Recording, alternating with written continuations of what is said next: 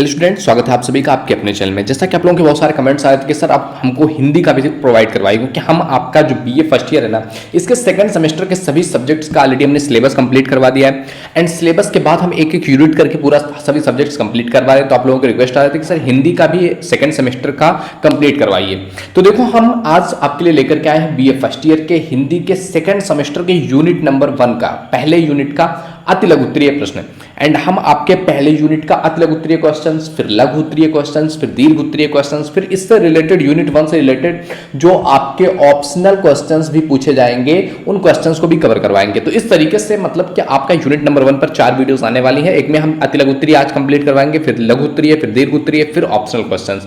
तो वीडियोस में आप लोग अंत तक जरूर बने रहिए एंड आने वाली वीडियोस का नोटिफिकेशन आपको मिलता रहे, इसके लिए चैनल को सब्सक्राइब करके बेल आइकन जरूर हिट कर ले, जिससे कि आपकी एक भी वीडियो मिस ना हो। एंड मैं सभी को एक प्लेलिस्ट के रूप में जरूर क्रिएट करूंगा कि जिससे कि आप प्लेलिस्ट में जाकर के इन चीजों को फाइंड आउट कर सकें एंड एक सीरीज के रूप में आप लोग पढ़ सकें।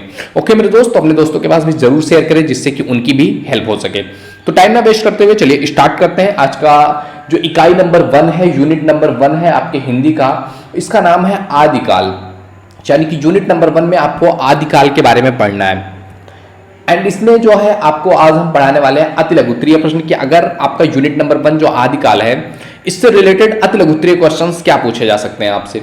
तो देखो, पहला क्वेश्चन ये बन सकता है कि आदिकाल की परिस्थितियां क्या थी, इसकी विवेचना करो। मतलब कि आदिकाल में वातावरण कैसा था, परिस्थिति कैसी थी, चाहे वो राजनीतिक हो, सामाजिक हो, धार्मिक हो, साहित्यिक हो, वो सारी चीजें आदिकाल में कैसी थी।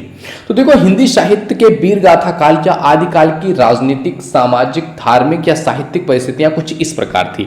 किस प्रकार थी, तो आइए देखते हैं एक एक परिस्थिति के बारे में। सबसे पहले हम समझते हैं राजनीतिक परिस्थितियां उस टाइम पीरियड पर कैसी थी। तो इस काल में देश को एक सुधी केंद्रीय शासन का अभाव था। यानी कि जो ये आदिकाल था, इसमें एक सेंटर जो पावर होता है, जैसे कि अगर आप अभी की बात करोगे तो हमारे देश में जो सेंटर पावर है वो दिल्ली के पास है। यानी कि हमारे देश का में प्रधानमंत्री पीएम जो है वो हमारे पूरे देश के लिए है। तो उस टाइम पीरियड पर क्या था, ऐसा कोई सेंट्रिक पावर नहीं था। छोटे छोटे कबीलों में छोटे छोटे राजाओं के रूप में बटा हुआ था। आपको पता ही है, प्राचीन टाइम पे आप देखोगे तो छोटे छोटे इलाकों पर छोटे एक एक राजा कब्जा करके बैठे हुए थे एंड धीरे धीरे वो अपना शासन बढ़ा रहे थे। लेकिन मतलब एक सेंटर पॉइंट पर इंडिया लेवल पर कोई ऐसी स्थिति नहीं थी। इस काल में जो है पारस्परिक युद्ध, बाह्य आक्रमणों ने ऐसा वातावरण बना दिया था कि साहित्यकारों को विवश होकर के वीर गाथात्मक रचनाओं को लिखना पड़ा। इन रचनाओं का उद्देश्य समाज को इस योग्य बनाना था कि वे देश के लिए अपने प्राणों की बाजी लगा सके। तो जैसा हमने कहा कि इस काल में क्या था, पारस्परिक मतलब आपस में छोटे छोटे राजा हो गए, एक जगह पर उन्होंने अपना अधिकार कर लिया है। अब वो क्या कर रहे हैं, अपने राज्य को बढ़ाने के लिए दूसरे राजा पर आक्रमण कर रहे हैं, या फिर कोई दूसरा राजा उन पर आक्रमण कर रहा है तो अपनी सेफ्टी के लिए, अपने राज्य को बचाने के लिए उनको लड़ना पड़ रहा है। तो पारस्परिक युद्ध हो रहे थे और बाह्य आक्रमण भी इस टाइम पीरियड पर हो रहे थे। विदेशी आकर के भी भारत पर आक्रमण कर रहे थे और कई जगहों पर कब्जा कर रहे थे। तो इस तरह से वातावरण बन चुका था कि युद्ध का ही पूरा माहौल हो गया था। तो साहित्यकार जो थे, इनको विवश होकर के वीर गाथात्मक रचनाओं को लिखना पड़ा। यानी कि वीरता, साहस, इनसे रिलेटेड रचनाओं को लिखना पड़ा। तो आदिकाल को कभी कभी वीर गाथा काल भी कहा जाता है, क्योंकि इस रचनाओं में, इस टाइम पीरियड पर जिन रचनाओं की रचना हुई वो क्या थे, वीरता से भरे हुए, साहस से भरे हुए थे। और इनका उद्देश्य क्या था, इनका उद्देश्य था कि लोगों के अंदर वो जज्बा पैदा किया जाए, वो साहस पैदा किया जाए कि वो अपने देश के लिए, अपने राज्य के लिए प्राणों की आहुति दे सकें, अपने प्राणों की बाजी लगा सकें, अपनी जान लगा सकें और अपने राज्य की रक्षा कर सकें, अपने देश की रक्षा कर सकें। तो इसका उद्देश्य ये था। अब बात करें दूसरी चीज, सामाजिक स्थितियों के बारे में कि उस समय सारी सामाजिक परिस्थितियां कैसी थी। तो आदिकाल में समाज जो है वो मुख्य रूप से 2 वर्गों में बटा हुआ था। एक था सेवक वर्ग और दूसरा था सैन्य वर्ग। समाज में जाति पाति संबंधी भेदभाव थे। स्त्रियों में आत्म उत्सर्ग की भावना थी।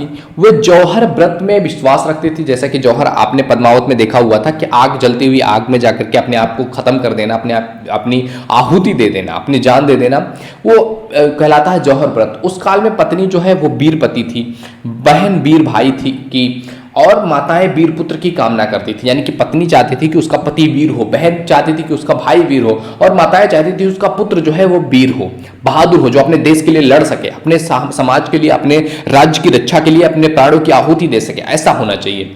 धार्मिक परिस्थितियों के बारे में बात करें तो आदिकाल में जो है धार्मिक एकता भी संतोषजनक ना थी। यानी कि उस टाइम पे जो धार्मिक एकता था वो भी संतोषजनक नहीं था। बौद्ध धर्म का लगभग पतन हो चुका था। फलतः ब्राह्मण धर्म और वर्णाश्रम व्यवस्था पुनर्जीवित हो रहे थे। हिंदू धर्म अनेक संप्रदायों में विभक्त था। शैव में जो है कापालिक भैरवी शक्ति जग रही थी, तो लिंगायत संप्रदाय जो था वो आडंबर का विरोध कर रहा था। हठ योग और शक्ति संप्रदाय का प्रचार चल रहा था।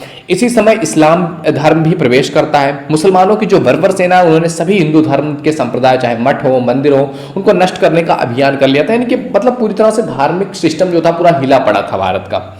चौथी चीज के बारे में बात करें जो कि साहित्यिक परिस्थितियां हैं, तो आदिकाल में कवियों पर अत्यधिक जो है उत्तरदायित्व था, बहुत ज्यादा दायित्व आ गया था कवियों पर।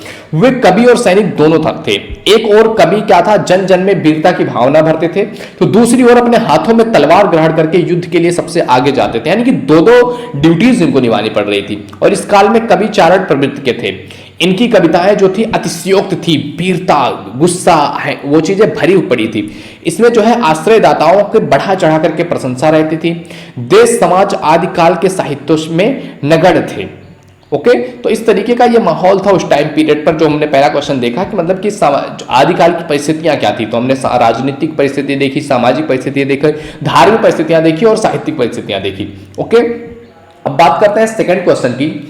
दूसरा क्वेश्चन ये पूछ सकता है कि आपसे कि शुक्ल जी के आदिकाल के नामकरण की आलोचनात्मक वर्णन करो। शुक्ल जी ने आदिकाल का नामकरण किया हुआ है, अब उसको आपको आलोचनात्मक वर्णन करना है। तो शुक्ल जी द्वारा आदिकाल का नामकरण जो है वो वीर गाथा काल के रूप में किए जाने के संबंध में विद्वानों में मतभेद है। यानी कि शुक्ला जी ने क्या किया, जो आदिकाल था उसको नामकरण क्या कर दिया, वीर गाथा काल। क्यों? क्योंकि उस समय जो रचनाएं रची जा रही थी वो कहीं ना कहीं वीर गाथा ही थी। एक तरीके से वीरता को प्रोत्साहन दिया जाता था, साहस से भर देने वाली रचनाएं थी। तो इसलिए शुक्ला जी ने इसको क्या कहा कि ये वीर गाथा काल है। तो इसमें मतभेद है विद्वानों के, जो कि इस प्रकार है कि शुक्ल जी ने अपने रचनाओं को अपभ्रंश को कह करके हिंदी की खाने से अलग कर दिया है, जबकि स्वयं उनके द्वारा चुनी गई 12 रचनाओं में प्रथम 4 अपभ्रंश ही शामिल है। तो इस तरीके से उनका विरोध किया गया। दूसरा नाराजी चलाया गया पंडित जो है चंद्रधर शर्मा गुलेरी के द्वारा। इन्होंने क्या कहा कि अपभ्रंश मिश्रित हिंदी ही पुरानी हिंदी है। डॉक्टर त्रिगुणायत कहते हैं कि अपभ्रंश जो है ये मिश्रित तमाम रचनाएं जिनके संबंध में कुछ विद्वानों को अपभ्रंश की होने की का भ्रम हो गया है, पुरानी हिंदी की रचनाएं ही मानी जाएंगी। राहुल सांस्कृतियन और हजारी प्रसाद द्विवेदी ने इस पर क्या कहा, इन्होंने कहा कि 850 जो है विक्रम संवत के आसपास जो है लगभग अपभ्रंश की मानी जाने वाली रचनाएं हिंदी के आदिकाल की सामग्री के रूप में है। इस आधार पर जो है सिद्ध सरहपा को हिंदी का जो है दूध कहा जा सकता था, हिंदी के रूप में उसको रखा जा सकता था। तो इस तरीके से जो है उस टाइम पीरियड पर शुक्ला जी का जो आदिकाल का नामकरण उन्होंने वीर गाथा काल में किया, इस तरीके से उसका विरोध जताया गया।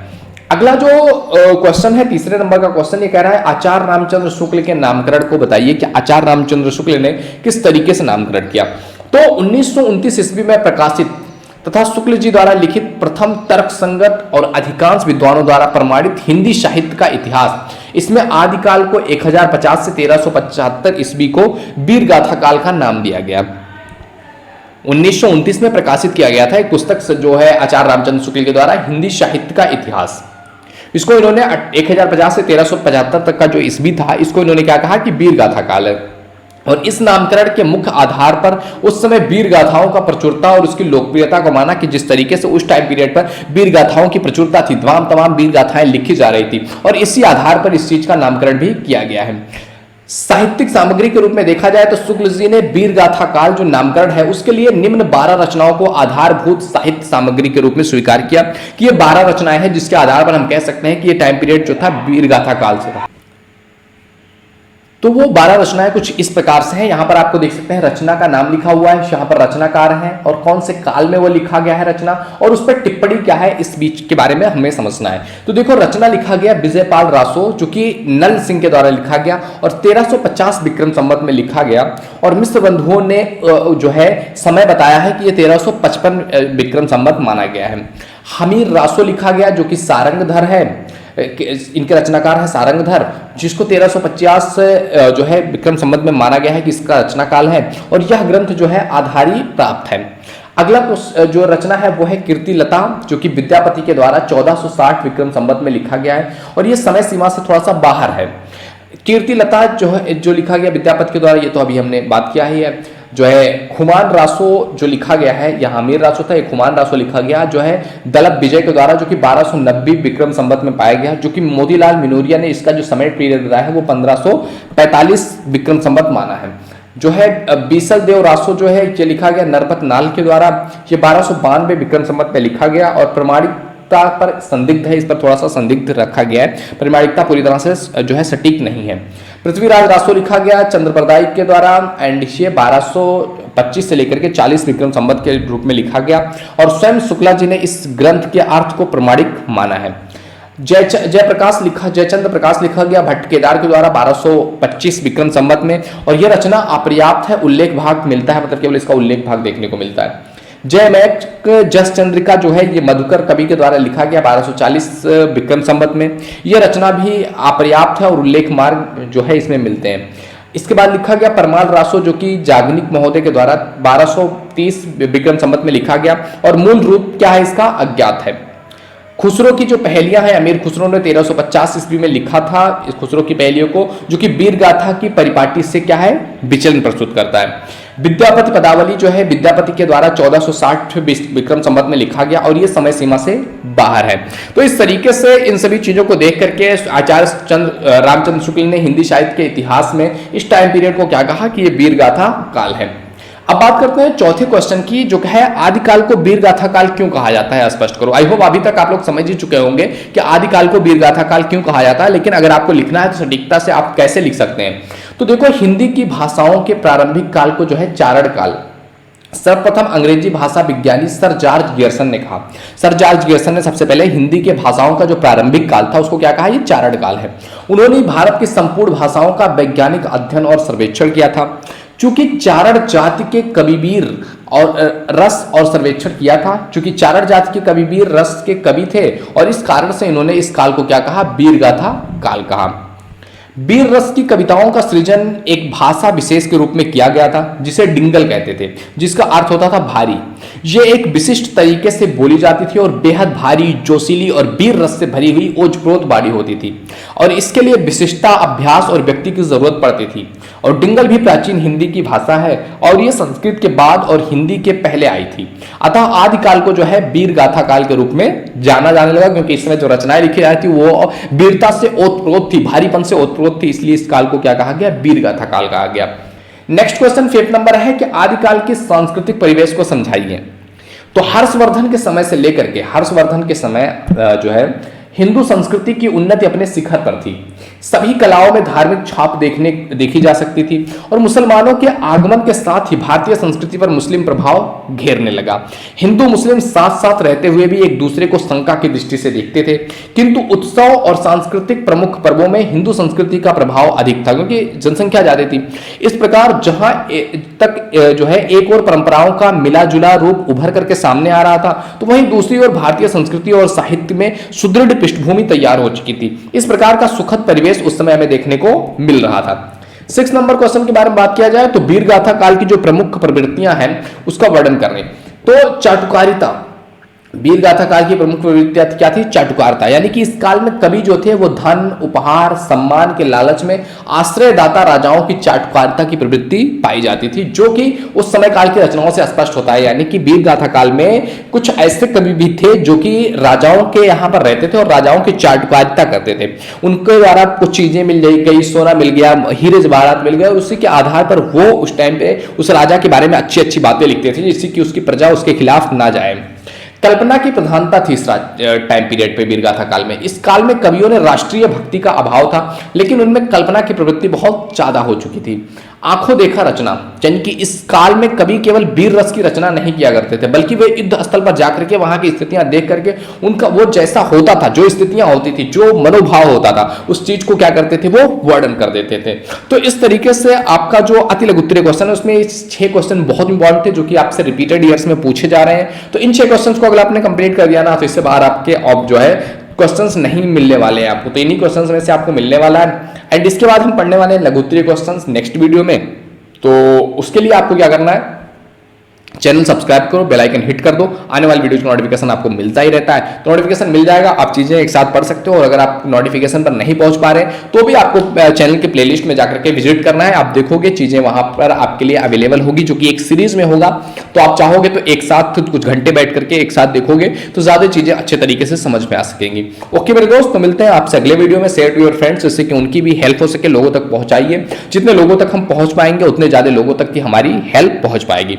ओके मेरे दोस्त, तो मिलते हैं आपसे अगले वीडियो में। तब तक के लिए जय हिंद, जय भारत, थैंक यू, बाय बाय।